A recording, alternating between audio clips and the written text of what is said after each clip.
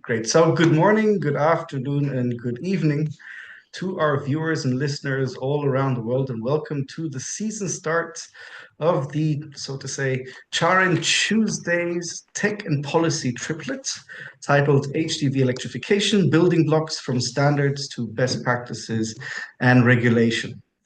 I would say we have passed the end of the start of what I would call the paradigm shifts towards e-mobility, with heavy-duty vehicles taking an ever-increasing role as a, excuse the very unoriginal pun, driver of the next phases of e-mobility. Indeed, industry is pushing, the European Commission is pushing, and we will see the AFIR review next year focusing on heavy-duty vehicles.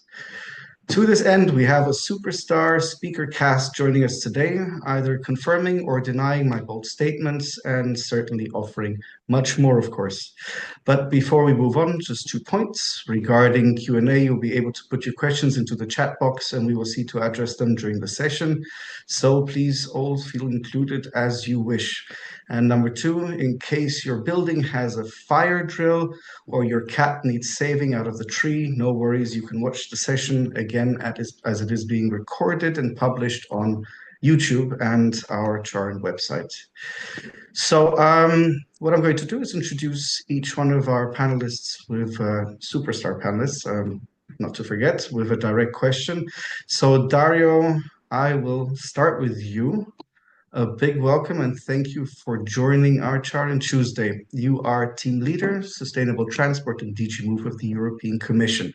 So to set the scene a little bit, why are heavy-duty vehicles so important for the European Commission's drive for electrification? And yeah, as mentioned, setting the scene for those of the viewers that are not familiar with the work of the European Commission and, so to say, the platforms. What is the European Commission doing, or more specifically, your unit doing to facilitate the heavy-duty vehicle perspective for electrification? Floor is yours, Dario. Thank you, Glenn, and thank you for inviting me, and welcome to everyone and listeners. So, why is the electrification of vehicles important? When we look at our decarbonization objectives, that is, we aim to be a carbon neutral, climate neutral continent by 2050. There is no scenario where we do this without at least a 90% reduction in the emissions from transport, from all of transport. Different modes have different ways of reaching this objective. For road transport, we see the shift to zero-emission vehicles as the key way this can be achieved. And I will say zero-emission vehicles, not necessarily battery electric. Hydrogen also has a role to play, especially in HDVs. These seem to be, there should be options there.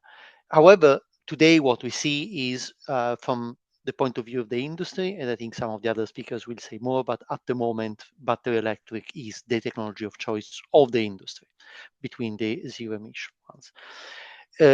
With light duty vehicles, electrification is rather advanced already. Heavy duty vehicles are coming a bit later for technical reasons. But yes, it is a key part. We will not reach our decarbonization objectives without a transition to zero emission HDVs. And at the moment, the market is going towards battery electric as the zero emission technology of choice. And maybe I should say, we are saying, because you asked also what we are doing. So the Commission has set targets for emission reductions for vehicle manufacturers, for light duty vehicles and for heavy duty vehicles. The team I'm working in specifically is responsible for AFIR, the Alternative Fuel Infrastructure Regulation, which sets targets for the deployment of the recharging and hydrogen refueling infrastructure that is needed to make it possible to drive these vehicles across Europe. And with that, I'll stop for now. Thank you. Okay, thank you very much, Dario, for setting the scene. Chris, your turn. You're Secretary General of E-Mobility Europe. Pleasure to have you on board. Maybe also keeping it simple for the moment, not too provocative. What stage of electrification do we find ourselves? So, are you agreeing with me? Are we at the end of the beginning? And what do you see as the role of the heavy-duty vehicle in this whole transition?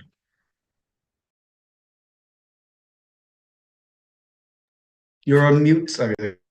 Thanks, Glenn. Pleasure to be here discussing heavy-duty vehicles. So I'm Secretary General for e-Mobility Europe with the Electric E-Mobility Association of Europe. We represent the ecosystem. So in our membership, we have vehicle manufacturers, charging point operators, the supply chain, fleet operators, and more. Traditionally, our activities are focused on passenger vehicles, but we're increasingly looking at the heavy-duty vehicle space. So great to join this discussion as we work on that and watch that space indeed. In terms of the state of the affairs, yeah, you say end of the beginning. I think with heavy duty vehicles, we're not where we want to be today. I think is clear in terms of penetration of battery electric vehicles. We, of course, would agree that that's the dominant technology of choice moving forwards. But 2% market penetration is lower than all actors in the ecosystem would hope for. Also, that it's focused around key leading member states. So I think we're really entering a time where we have to accelerate demand in a sustained way to provide confidence in the speed and scale of this buildup. At the start of 2025, we see positive signals. There is some acceleration of order books. We have flagship purchases like we've seen from Amazon purchasing 200 electric trucks at the start of the year, which is starting to show that things are moving. And we also see that total cost of ownership is being reached in more and more use cases. So we're hopeful that we're entering that faster phase, but it's really critical for the next 12 to 18 months for all of us that demand acceleration becomes a reality and a sustained reality that we can all plan around. That's true for the manufacturers, and I'm sure Thomas will say more, but it's also really important for the infrastructure providers. We need to see that stable, predictable evolution of the market, also to give the signal for continuing to attract private investment for building up the charging infrastructure to the levels required. So I would say, yeah, we're entering a really critical year and a half, a really important one. And we hope that that's the start of the next phase indeed, and something that allows us to push on. Thanks. Thanks very much, Chris. Yes, Thomas, I think Chris set up a good context for the question for you. I mean, market development. You are Chief Commercial Vehicles Officer at the European Automobile Manufacturers Association, ACEA. So talking about market development from the perspective of vehicle manufacturers, how important is electrification of the heavy-duty vehicle? Thank you very much, Glenn, and also for the invitation. Happy to be here with you. So, I mean, just to echo what Chris just said, we don't have a totally different perspective on the market development. I mean, it's very clear that we need to go. We need to transition to climate neutrality. A large part of this will have to be done with zero-emission vehicles. The targets have been set for vehicle manufacturers, 2040 target, 2035 target. And the most critical, obviously, is the 2030 target here, because it's critical because of its, for one, because it's so ambitious, 45% reduction that we need to deliver of the new vehicles by 2030. And second, because this is like in 5 years. So, I can echo the figures that you mentioned. We had 2.3% zero-emission medium and heavy-duty trucks registrations last year, 24. We're about to publish the new figures for Q1 25 tomorrow. So we'll see this tomorrow, but there is a slight increase.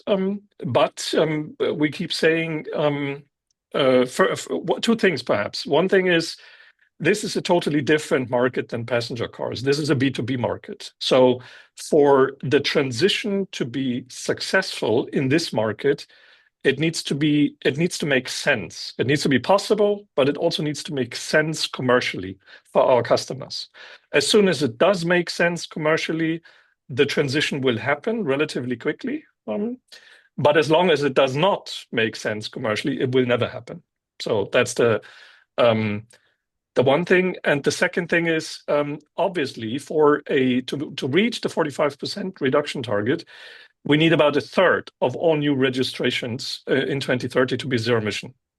So we were at 2.3% last year for the medium and heavy duty trucks, only about 1.2% for the heavy trucks. We need to be at 35 in 5 years. So that's the challenge here. Yep. Thanks, Thomas. To follow up on that, I mean, you're saying B2B market, absolutely. I understand transition needs to make more sense. I mean, this is obviously the question of consumer uptake from the B2B side. And well, in that case, not consumer customer, it's a business uptake. So what are the bottlenecks there? What do you think is needed to be overcome, maybe as a challenge, and then we can delve into the opportunities afterwards? Yeah, so I mean, we usually keep saying that this is in essence, it's a fairly simple equation. Actually, it's a B2B market, and it takes three factors. It takes the vehicles, it takes to the extent that the vehicles need new or different infrastructure, like charging infrastructure. So it takes the infrastructure, and it takes as the third element cost parity. Anything that makes cost parity happen. And let's be honest, I mean, these are new vehicles, right? So this is it's a developing technology. So it's not a fully mature technology as, for example, diesel after 100-something years development. So you probably don't want to see as an operator cost parity.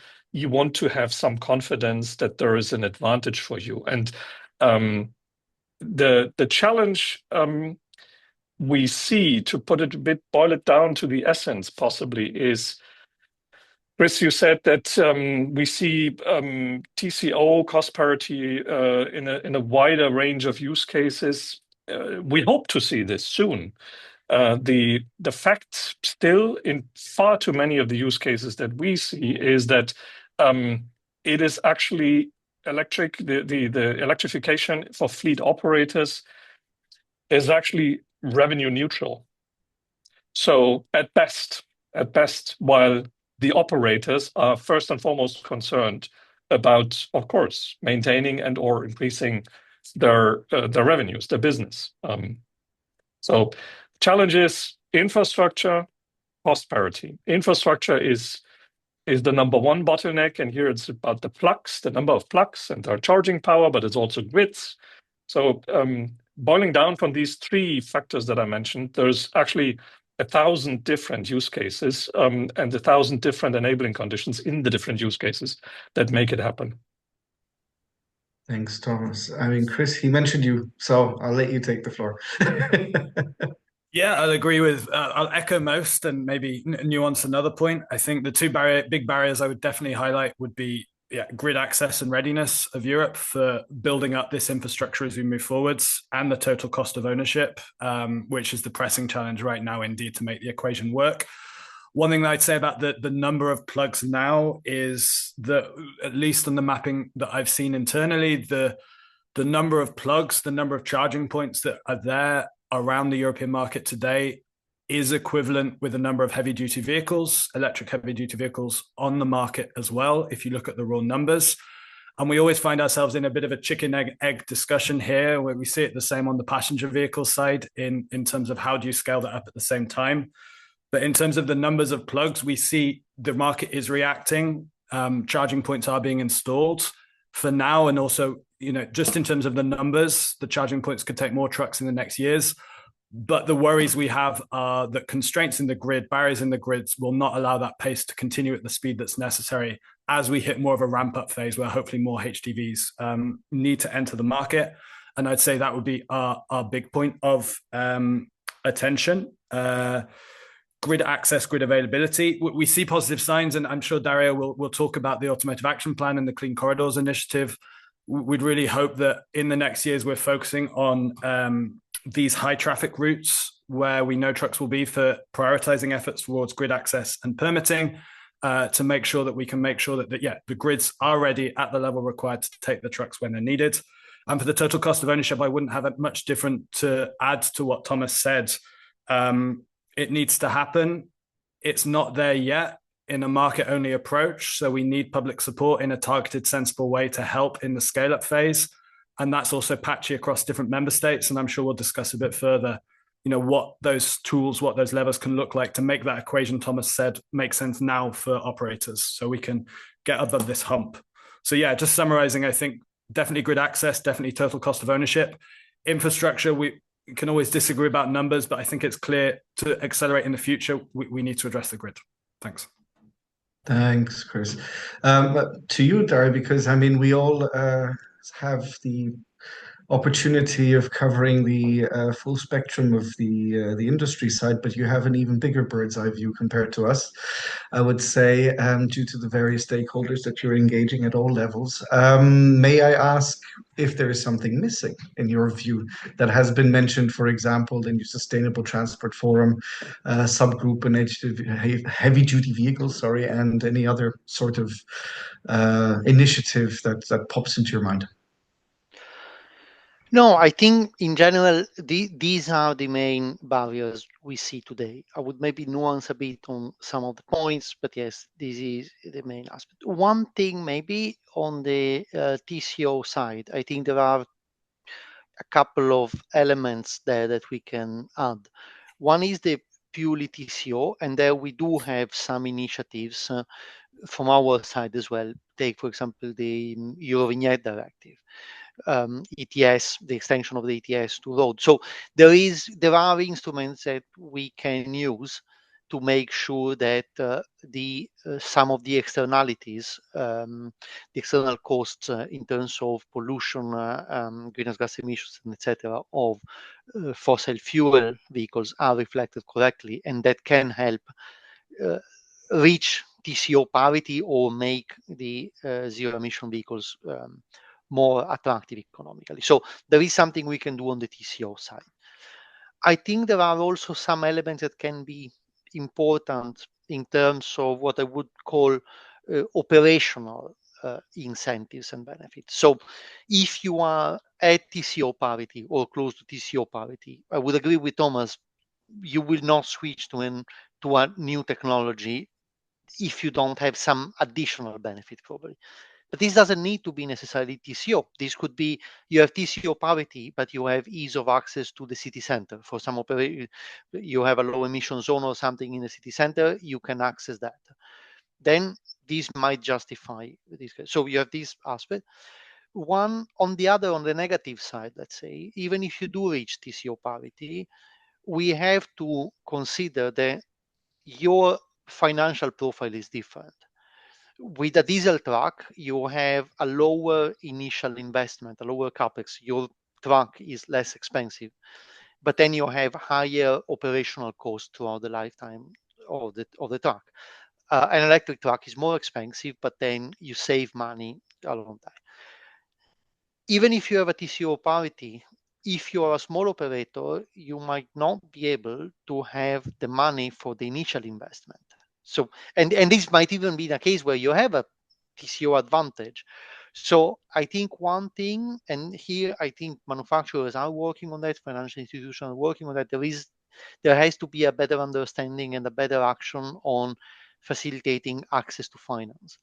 Basically, you need to be able to, well, simplifying, go to the bank and show, look, with this truck, I will be saving money and have easier ways of getting access to financing. This is less of a problem, of course, for the likes of DHL or Amazon, but for the smaller operators, this can be another barrier. Having said that, we do see the progress coming, and I would agree with what Thomas was saying. Probably once you do reach TCO parity or advantage, we can expect these to go faster than for light duty vehicles because it's a purely commercial operation. And the moment your competitor can offer a lower price because they are saving on the TCO on their vehicle in a sector where the margins are extremely low, well, you will have to follow. So we think the transition will be faster once you reach the point.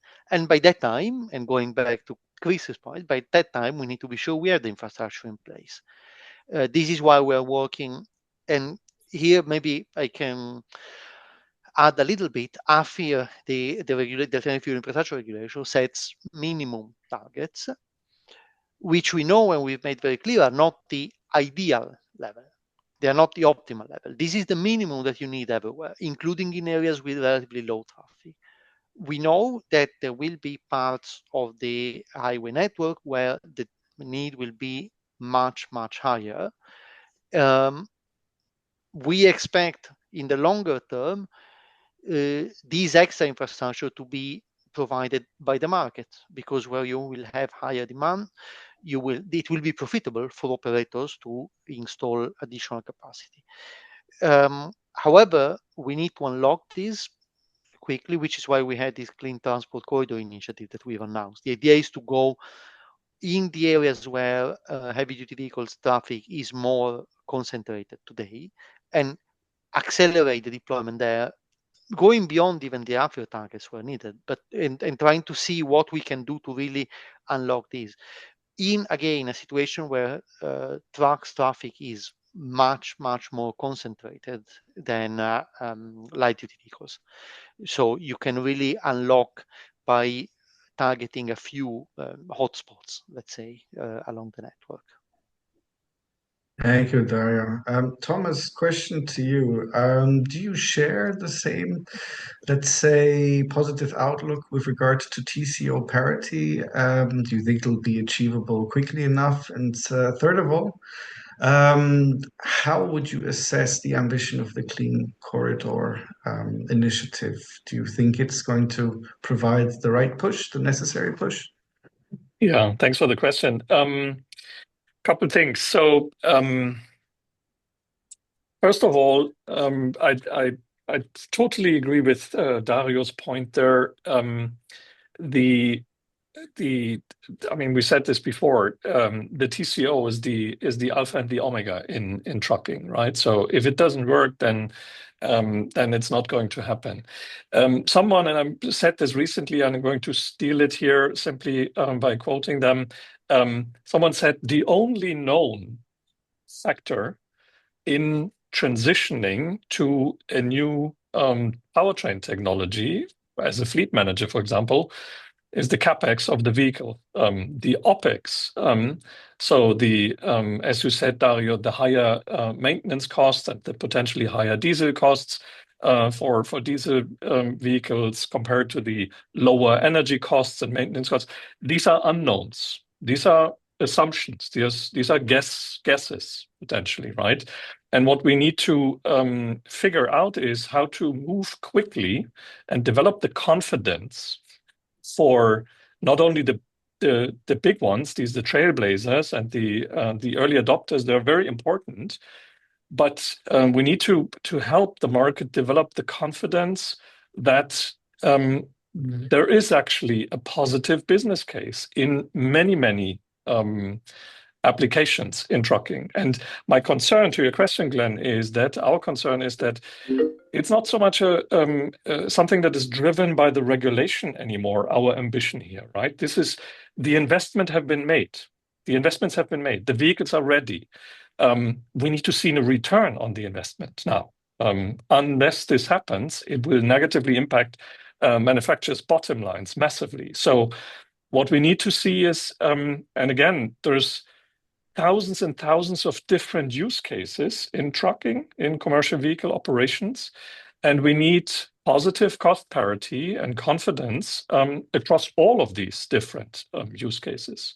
So, and that is assuming already that the operational questions, can the vehicles actually be operated? Can I charge the vehicle?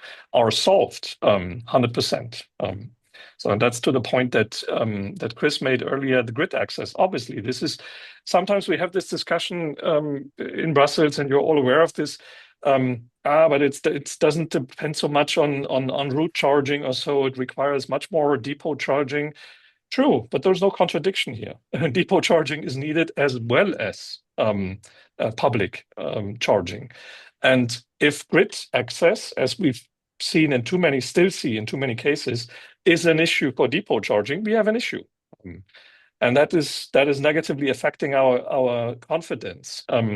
Now, can the Clean Corridor Initiative solve this? We're grateful for the Commission to recognize the issue. We're happy to read about it in the action plan. I say it a bit bluntly here.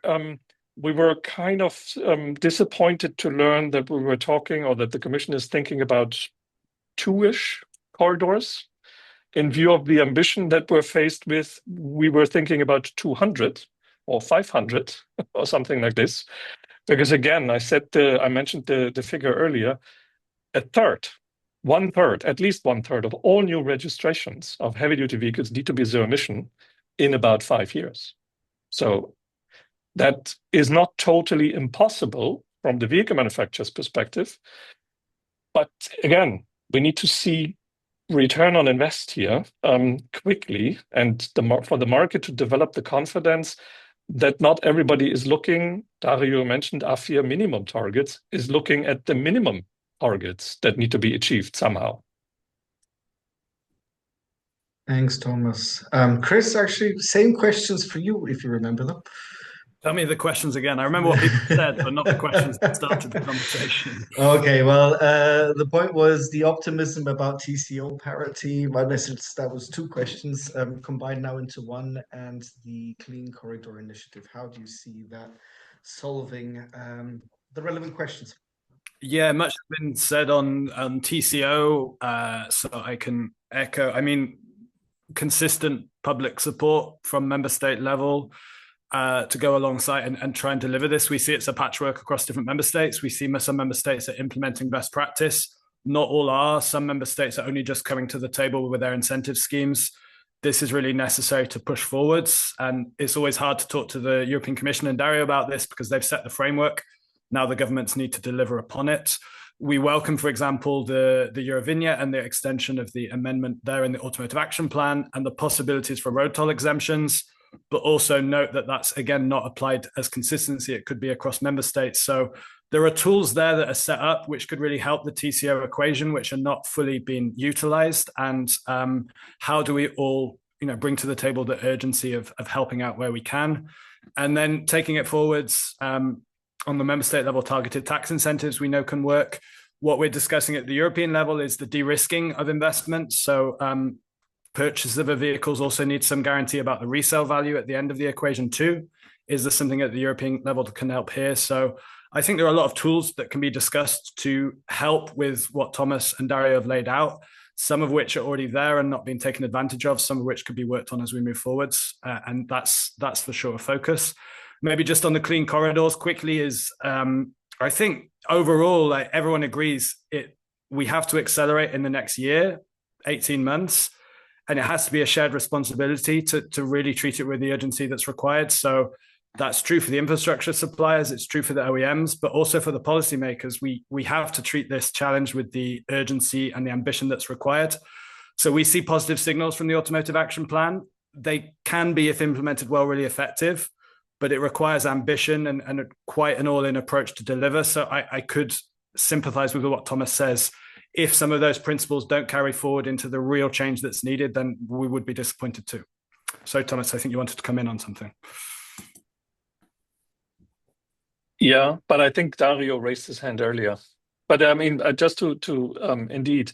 So, I mean, you mentioned all of the instruments, or many of the instruments. And what we're seeing at the moment is indeed that member states are unfortunately not fully recognizing or taking their time, to say it a bit positively, in implementing those, right? So AFIR, again, minimum targets. Eurovignette, there are some, it's a crucial lever, but it's in some member states, it's not being, the option of fully exempting zero-emission vehicles is not being used. It's actually a very easy tool that could be applied fairly easily.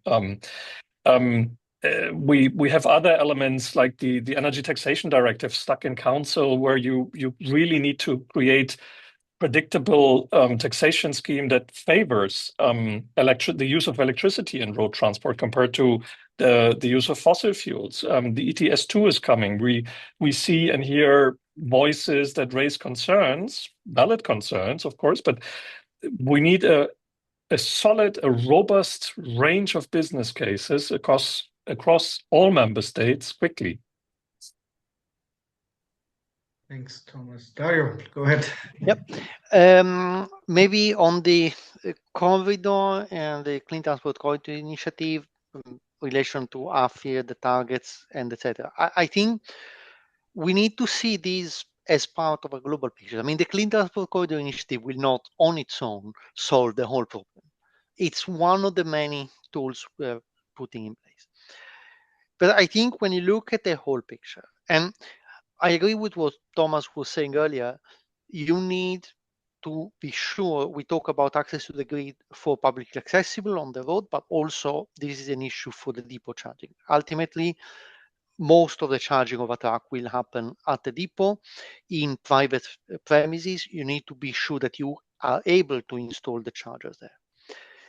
And I think here, this is part of a broader issue, which is we are electrifying rapidly different sectors of our economy. And this requires a strengthening of the electricity grid. We need easier procedure to strengthen the grid. We need clearer ways to secure access to the grid, and we need ways to prioritize access to the grid. There should be a way where you have users that have some level of priority compared to others, etc. This is all mentioned also in the document we've published in the last months. So this is a broader issue that goes beyond transport. This is more of an energy thing, but of course it's crucial for the transport sector as well. So this is one aspect, and we are working on that in the relevant context, which is the energy policy at the EU level. But we are referring to this as part of the transport, saying, well, we need to ensure the adequate level of priority for recharging infrastructure. So this is a key element, and this is necessary both for private charging and for the charging along the highways. Then going to the overall charging, publicly accessible charging, AFIO sets a minimum target. And as I was saying, this is really the purpose here is to make sure that everywhere you go, you know that we'll have this minimum infrastructure, so that you know that you will be able to drive your truck anywhere in Europe, even in areas where there might not be sufficient traffic to really justify the presence of recharging. Elsewhere, where you do have sufficient traffic, and we see it already today, even with the low utilization rate that we have now, because you still have few vehicles on the road, recharging points can be profitable relatively quickly. So you can expect where you have high traffic and you start seeing electrification that we will not need a target. You will have operators looking for points. And this is why we're looking at the grid. Our role there is make sure that when those economic operators are looking for the possibility to install recharging points, they find the right electricity infrastructure. They are able to connect to the grid. If you go even further, you have the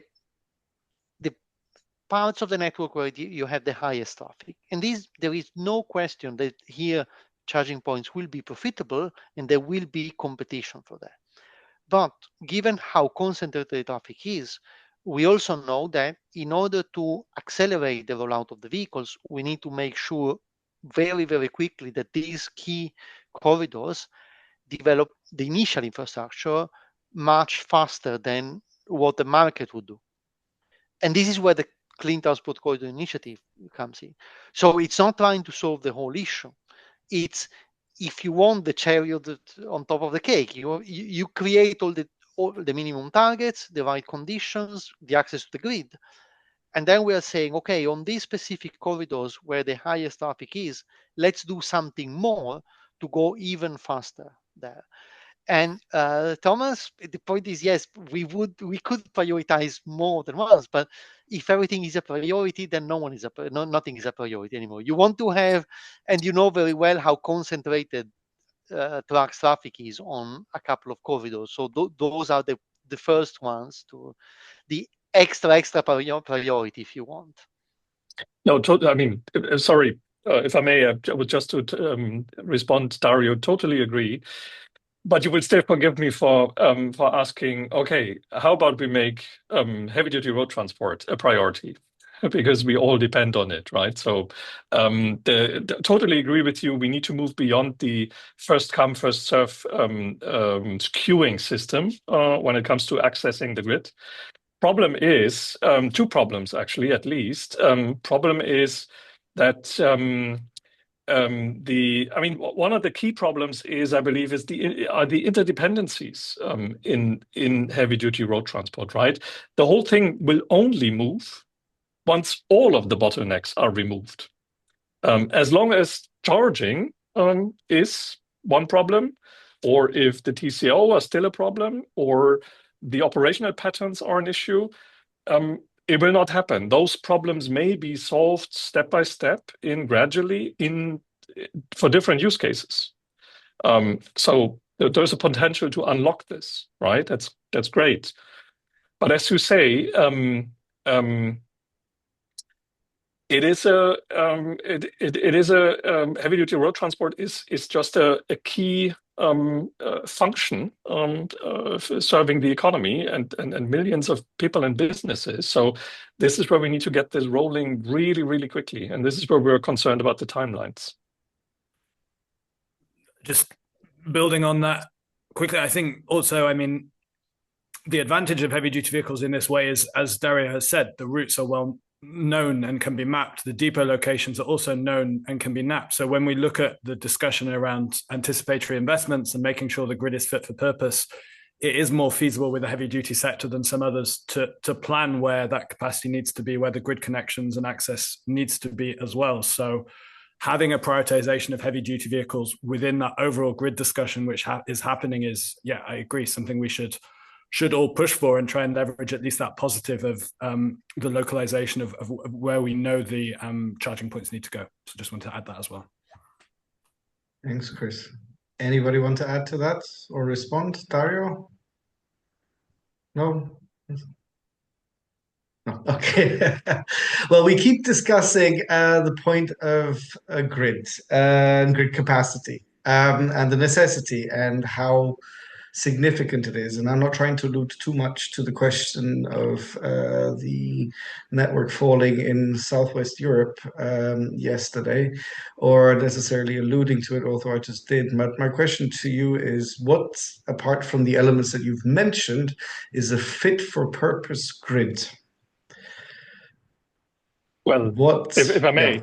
Yeah, Thomas, go for it. So, I mean, you mentioned this, right? We need anticipatory investments, right? We need to, and I sometimes have someone mentioned this drew a very nice picture, actually saying, look, if you have like a country, if you have something like the Brenner Autobahn between through Tyrol, Austria, and connecting basically Northern Europe with Italy, Germany, etc. I mean, the people who pay for the grid, the charge point operators who need grid access along the Brenner. This is a defined route, and there's predictable traffic there, so volumes, numbers are there. At the same time, according to the current rules, the people who would have to pay for any grid upgrades to make access to the charge points possible would be the people in Tyrol, and they probably have not that much interest. So that is where where the European Union will probably have to play a key role. In addition to this, and here we're talking again very, very tight timelines. This really needs to be accelerated fast. As the very moment we see trucks queuing, desperately searching for a charge point, we have an issue where we're significantly slowing down the transition, because this is a business, right? So the one situation that we really need to avoid is queues at charge points. We need. I mean, we recently published joint statement policy recommendations with your electric grid people, grid operators. They need clear political guidance on from the member state side also, and the national regulators need this guidance to prioritize grid access. And I mean, I'm humble enough to say not trucks should be number one priority, possibly in every single use case, right? In every single case, it's not trucks versus hospitals, right? But it is trucks do serve an important role, and if we are meant to reach our CO2 decarbonization targets, then we cannot be made responsible ultimately for grids being a bottleneck here. So this really needs to be solved urgently. last point I would like to mention is basically create transparency. So we need grid hosting capacities that will become available soon, I understand, but they also need to be available in a way that is workable for everyone, right? Digital, electronically accessible, permitting procedures need to be accelerated. So you have a whole range of things that need to be addressed. Thank you, Thomas. Chris, your view, your response? It was a fairly encyclopedic list, but indeed improved permitting, better administrative procedures, buy into recognizing HDV infrastructure as critical infrastructure as the automotive action plan lays out. Hopefully that's translated in a clear and firm way on the national level too, because agreed when it comes to prioritization, that has to happen to avoid some bottlenecks as we move forwards. 3 other things to mention, like improved administrative processes. So CPOs, when they're looking at where to build their sites, they can get better insights on the available grid capacity that will be there, any other obstacles to site eligibility to allow for planning. I think that would help a lot. Secondly, proactive grid planning where the market expectations of the HDV sector and the charging infrastructure are feeding into the system operators, the different scenarios there, so we can build up the grid that we need while having intelligence on how the HDV sectors and others are going to be rolling out. And then Thomas mentioned it already, but the national frameworks that stimulate anticipatory investments. So the rules are there that allow for really prime sectors like the HDV sector for those anticipatory investments to happen. So has to be priority, has to be urgent, but HDV within that hopefully does get prioritized as well. Thanks. Thank you, Chris. Dario, do you think there's enough priority being given from industry? I think, again, you have to look at these in a broader picture of the electricity market. And there are very good historical reasons why the electricity market is designed and regulated the way it is. Of course, we are now in a new situation where, as I was saying earlier, we have different sectors electrifying very quickly. So, for example, looking at historical demand to determine investment made a lot of sense in the past. But now we're in a situation where this is not the right approach anymore. So we need to adapt to that. We are doing that, and I'm confident we'll be doing that in the right time frame to allow the rollout of the infrastructure, which in turn is needed for the trucks. I would also add, I think Chris and Thomas, you've really covered more or less everything. Maybe one thing you did not mention is smart charging capability. I mean, that will be relevant in some use cases, not in others. But when you look at the capacity of the batteries, or imagine a situation you start having 5, 10, 20, 30 trucks charging overnight, that becomes an asset for the electricity grid, not just an extra burden. So that's something that can help also make it, not just make it possible, but also make it even more attractive and feasible. If I may respond, Glenn, to this? Yes, absolutely. Because I'm very happy. I'm very happy that you mentioned this, Dario. Smart charging. It was indeed on my list here, but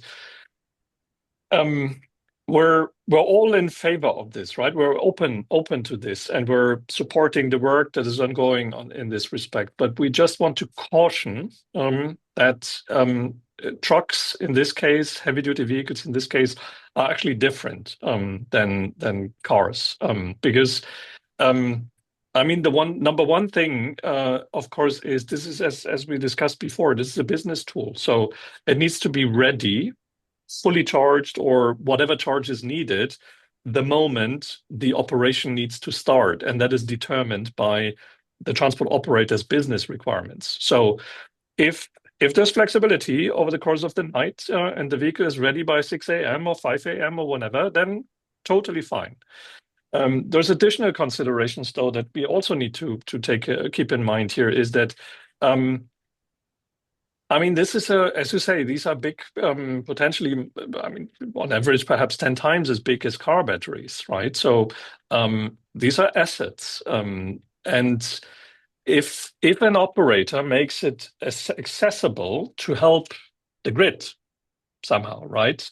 And it does negatively or somehow impact the lifetime of the battery or the performance of the battery, then this is, in a business-to-business environment, there's a price tag on that, right? So we need to, and it's not only it's not that my truck is charging every single day at my Home Depot. There's plenty of trucks that we need to electrify that are all over Europe all the time. So we need international, European, pan-European, and if you want, roaming functionalities. And these are elements that we simply say they're not a big no, right? When it comes to smart charging, bidirectional charging. But these are elements that just need to be considered. And it's not an easy thing to work this out somehow.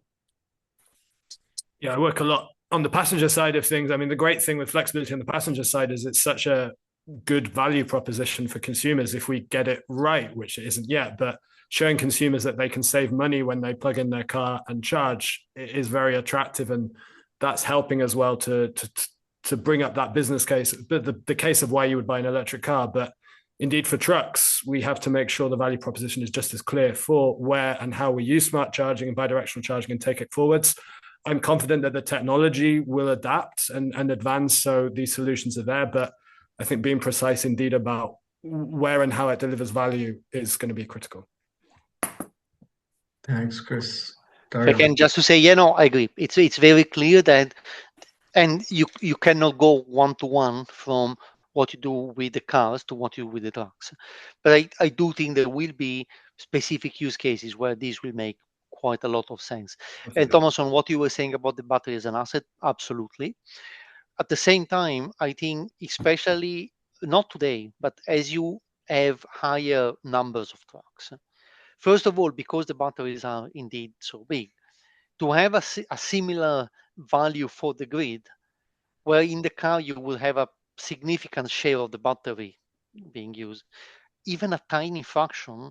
If you imagine having 20 trucks parked, you can provide a service and you're not really depleting your battery by 10 or 20%. You're talking about 0.5%, maybe 1%. This can be a service. Of course, again, I'm talking about a situation where my truck will not leave this place until 8 a.m. tomorrow morning. So what I care about is that at 7:30 it is fully charged and ready to go. Not a situation where where this would impact the operation. Thank you, Doran. Maybe I will move to another element of the discussion, bidirectional charging. So the next step, do you think bidirectional charging is in the books to solve the relevant issues of the grid? Well, I mean, from my perspective, obviously I'm sounding a bit blunt here, but why are we even talking about this, right? We're talking about decarbonizing heavy duty road transport at the moment. So let's assume we need to resolve, as I said earlier, we need to solve all of these issues. And only once all of these issues in individual business cases have been solved, the transition will happen, right? Bidirectional charging is the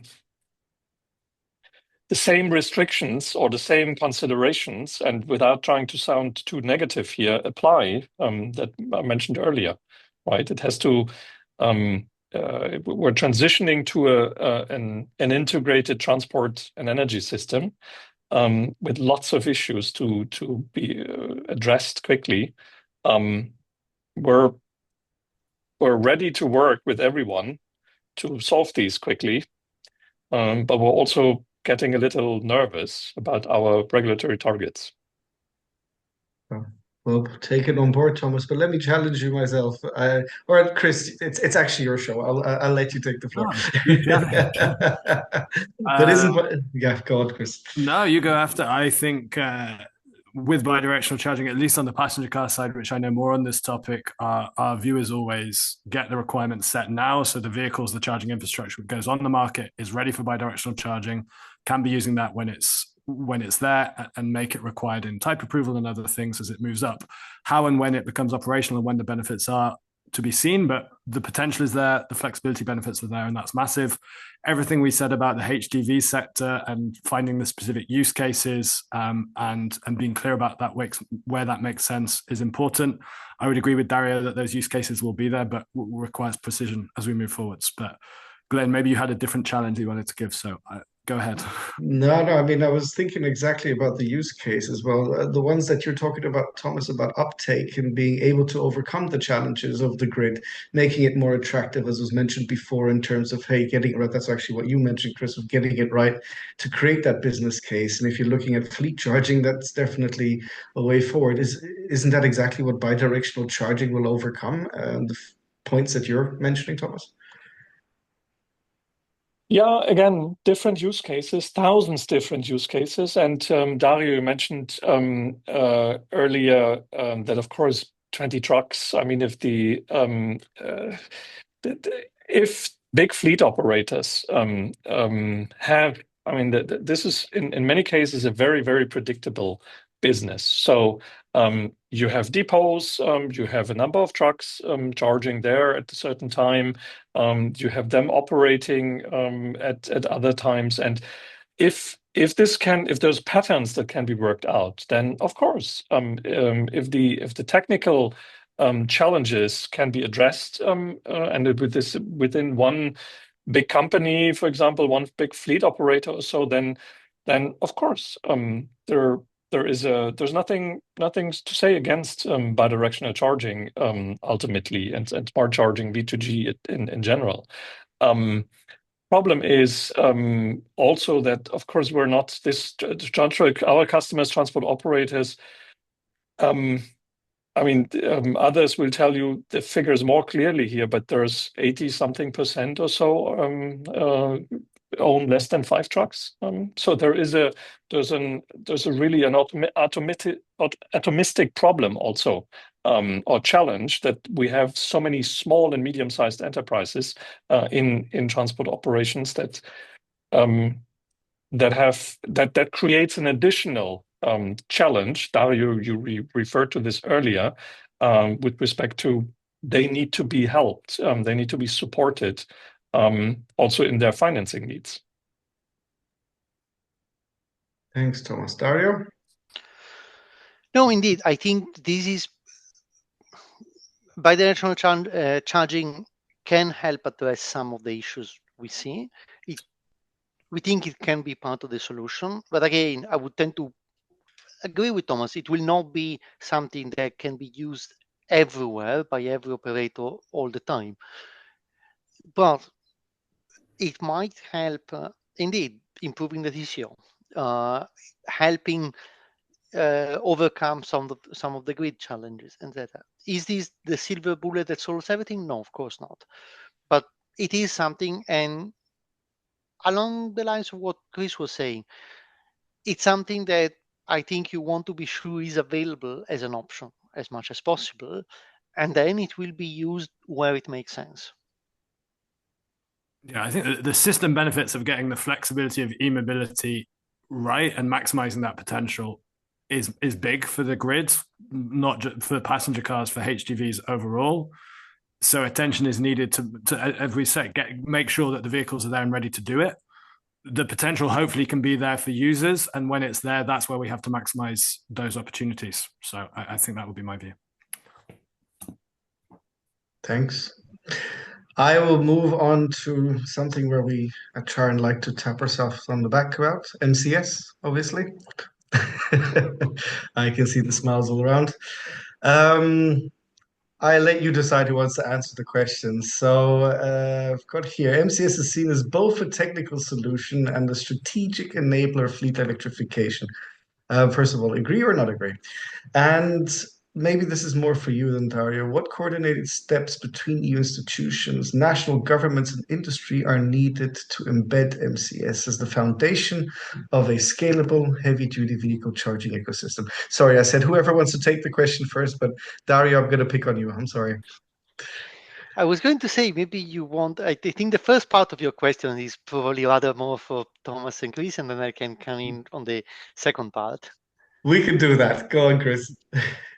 MCS. I think that one of the questions is like, where should governments intervene? What should they do to promote it? I think a market will decide, and market should be left to decide as this goes up in terms of the uptake and where it's uptaking, etc. I know it's at a critical time. I think infrastructure is coming with MCS capability. There's a need for vehicles to come, which are MCS ready too. And I know a lot of that's in the pipeline, which Thomas can say more about. Maybe not imminently, but in the next years too. And that's going to be necessary.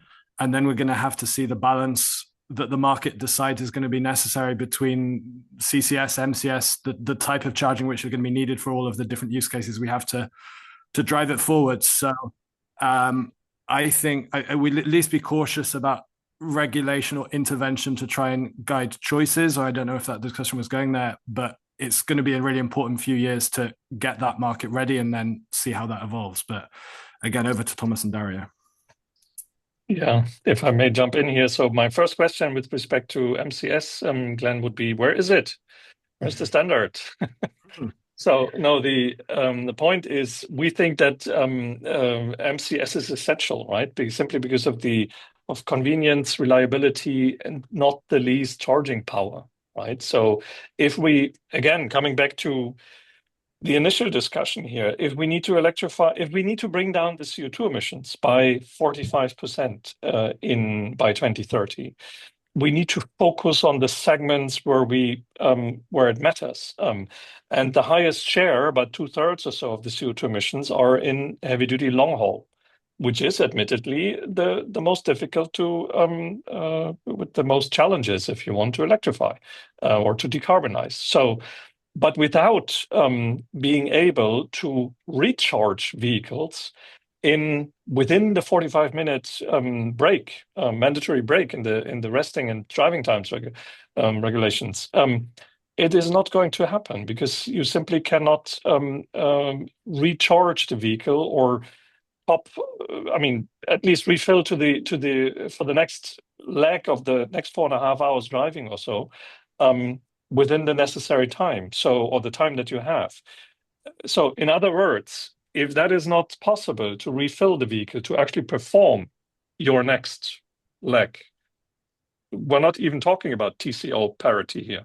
We're talking about operational key requirements. And this is where things are all interlinked here. We need to recognize the interdependencies in this sector. And the MCS is not only about, it's about the whole range. It's about standards. It's about, again, convenience, reliability, charging power. It is also about operational standardization here, right? So is the socket on the same side of the vehicle or not? So MCS, crucial. And back to my first question, where is it? It's being pushed for in the standardization bodies. Excellent. Hopefully by the end of the year, we will be able to shine with it at all levels of standardization, because obviously there are several layers to it.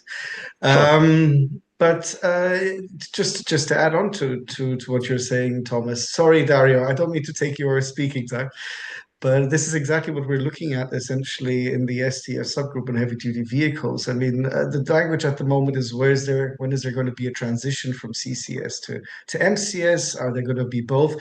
But at the end of the day, it's really about what is necessary, what is realistic, and how the transition period can support that. Chris, you're nodding as well. Thomas, we agree, but I don't know. Do you agree, Chris?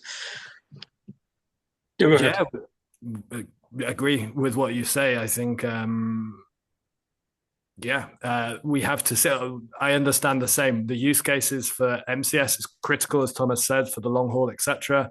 It will be a decision of operators, indeed, what vehicles they need, what capabilities they need, what costs they pay. So we'll have to see how that evolves. But MCS will be critical to get on board and get operational. And yeah, and Thomas, just on the vehicle side, maybe a question for you too. Like, what about the trucks that will come and when they have MCS capabilities as well? I'm trying to also find out here, but is that the next year, the next 2 years? Is it now? Like, what about the truck side?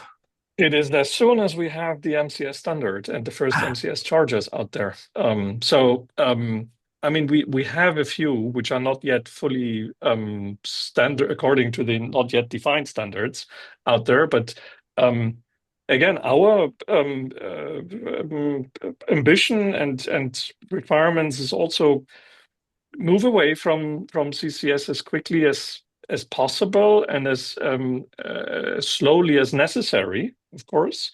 But ultimately, it is about, again, convenience. It's not about adding an additional plug or an additional socket or something, right, in the vehicle. That is additional costs that are probably marginal, but that you would also eventually want to avoid. But it is about transitioning the industry. I mean, one of the to one solution in the end where possible. And one of the misunderstandings perhaps sometimes is that, and this is where we need to figure out also across the industry, the ecosystem here, where we can make this a business case for everyone, is that, I mean, even though you have an MCS charger, which might be more costly, I have no insights into this, but you don't have to operate it all the time with a megawatt or whatever, 800 kilowatts or whatever, right? So these can also be operated for overnight charging.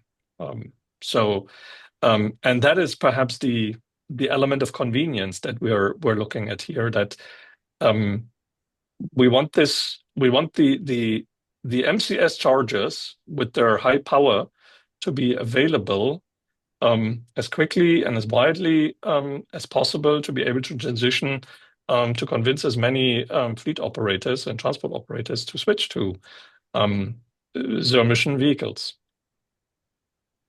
Thank you, Thomas. Thanks, Chris. Dario.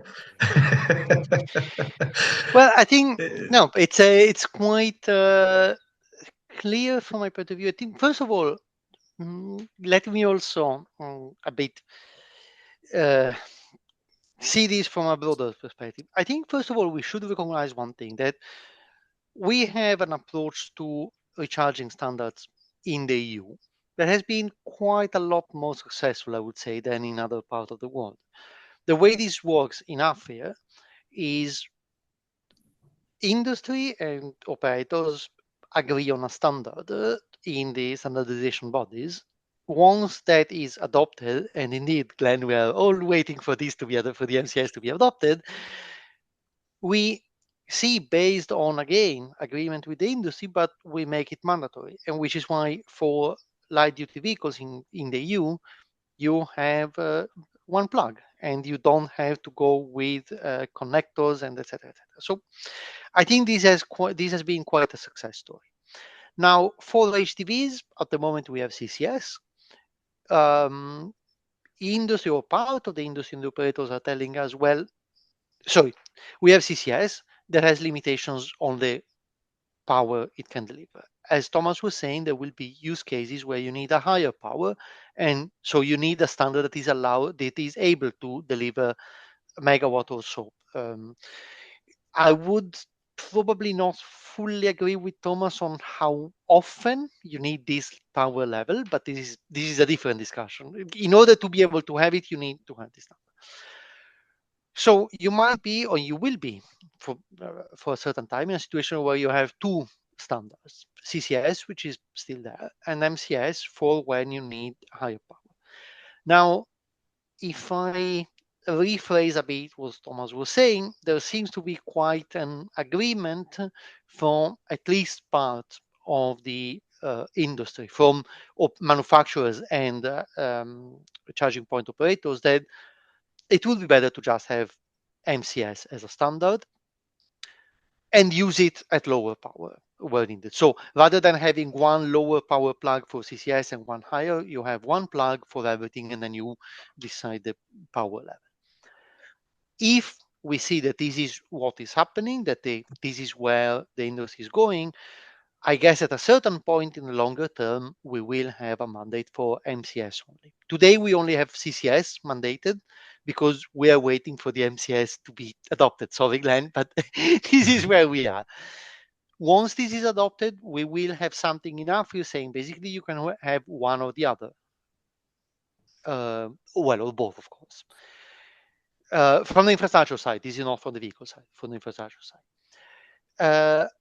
At a certain point in the future, we might decide, okay, actually, we all agree that we want only MCS. But I like the way Thomas was saying it, as slowly as necessary. We need to be sure. So operators are buying trucks today that only have CCS. We don't want to create a situation where they risk not finding the charging points anymore. So there has to be we have to be careful in how we determine the pacing of this transition. For the moment, the only thing that is certain is as soon as the MCS is adopted as a standard, we will introduce it as one of the options in API. So you will have CCS and or MCS. Longer term, if we see a convergence and we see a consensus that everyone goes towards MCS, I would imagine that we would probably go there with API as well and say, well, everything is MCS. But this would be, basically you can think the lifetime of the vehicles that are being sold with CCS, and you want to give enough time to be sure that they can be operated still. So yeah, this is somehow how we see it. And I think you mentioned a couple of times the Sustainable Transport Forum. This is one of the platforms where we can discuss exactly the practicalities of how you manage the transition from one standard to the other. Dario, I'm going to poke back a little bit at you, if you don't mind. Actually, you should poke Thomas as well, but at the moment, you poked me twice now. Jokes aside, is the delegated act already ready? For which one? You mean the current one that's going to mandate MCS? Yes. Well, we cannot. We cannot mandate a standard until it's fully adopted. So, of course. In terms of preparing preparing the delegated act for one standard only, this doesn't take any time at all. Okay. And actually, we've just adopted a delegated. Well, we just published a delegated act with other standards. Sorry, I will poke you back again. But our initial plan was for MCS to be included in that one. Unfortunately, it's not. Again, we are not allowed to include in the delegated a standard that has not been fully adopted.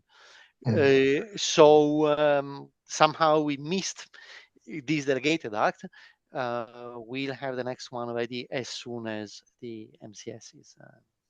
I see. Okay, good. Because now I'm a little bit clear that the other delegated acts were postponed because you were waiting for MCS. Good to know. No. We basically we had our planning for the delegated act in terms of timing. We were expected. Better than me the initial expected timing for MCS. Today we were expecting to have MCS already finalized.